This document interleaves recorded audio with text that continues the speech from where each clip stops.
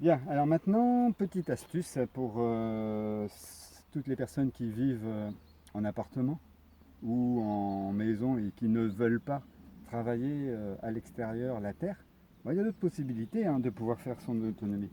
Vous récupérez des bacs dans lesquels vous allez mettre de la terre. Alors je vous conseille plus un bac plus haut que long. Hein, il faudrait qu'il y ait au moins cette hauteur-là de 50 cm à peu près. Vous faites un carré comme ça, là, dans lequel vous mettez différentes qualités de terre que vous pouvez acheter dans les commerces. Hein. Terre de bruyère, mélange de terre avec des algues et tout ça que vous mélangez. Et qu'ensuite, vous allez pouvoir mettre alors, différentes solutions. Si vous avez un balcon, vous le mettez sur le balcon, exposé soleil, mais avec une partie ombragée pour pas qu'il soit complètement desséché en très peu de temps. Donc si vous n'avez pas de balcon, vous pouvez le faire en intérieur de maison. Et pour ça, ne faites pas des carrés forcément trop grands. Vous pouvez faire plusieurs petits. Ça peut même se faire dans des seaux comme ça.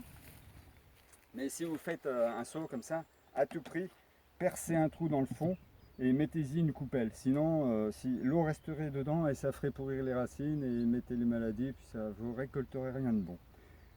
Vous mettez ça dans votre intérieur. Vous mettez la terre dedans ou dans votre carré en bois. Et ensuite, vous faites un semis. Alors, ce qui est intéressant, c'est de faire le mélange, comme j'expliquais sur la vidéo précédente. Radis, laitue, carottes, poireaux. Qu'est-ce qu'on peut mettre encore?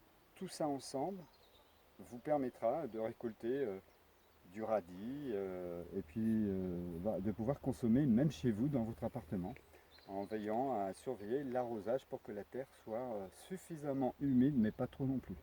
Voilà.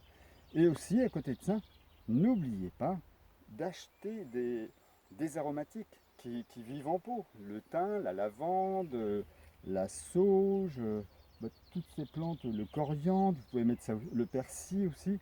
Ça, ces petites plantes, non seulement seront indispensables pour que vous puissiez faire vos tisanes et autres, mais en même temps, ça assainit également votre atmosphère. Puisque quand on a des plantes comme ça chez soi, on incite aussi à ouvrir les fenêtres pour aérer la maison, renouveler l'air et puis donner de la bonne oxygène à nos plantes aussi, quoi. Donc voilà, ça c'est important. Et puis vous avez aussi la possibilité dans un seau comme ça de mettre par exemple un ou deux pieds de tomates et qui vous permettra de pouvoir récolter vos fruits en votre intérieur. Et des tomates cueillies à maturité chez soi, c'est un vrai régal. Alors prenez des tomates cocktail. C'est des tomates qui sont un peu plus grosses que des tomates cerises, mais qui fournissent abondamment. Elles sont succulentes. Voilà pour la petite idée.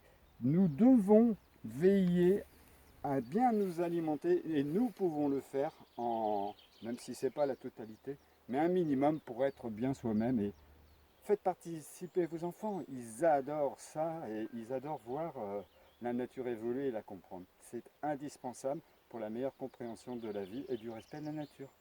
A bientôt!